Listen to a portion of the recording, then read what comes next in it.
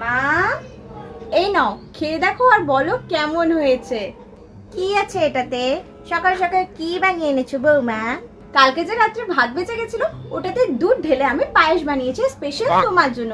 খেয়ে দেখো আর বলো কেমন হয়েছে। আরে বা, এত বুদ্ধি তুমি কোথার থেকে আনলে? তোমার তো খালি মাথা। মা আর কি মেরো না, খেয়ে দেখো আর বলো কেমন হয়েছে। হ্যাঁ হ্যাঁ, বলছি বলছি।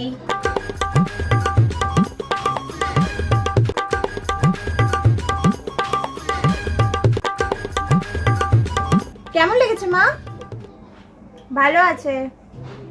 ওটাই তো আমি কখন থেকে বলে যাচ্ছি নাকি এটা খাওয়া যাবে, বাট উনি আমার সাথে ক্যাচাল করে যাচ্ছে যে এটা কেউ খেতে পারবে না, কেউ খেতে পারবে না। কেন?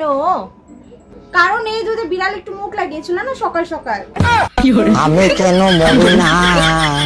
আর ও আমার সাথে সকাল সকাল ঝগড়া করা শুরু করে দিয়েছিল, এতগুলো দুধ নষ্ট হয়ে গেল, কে খাবে কে খাবে। আমি বললাম যে মা খেয়ে নেবে।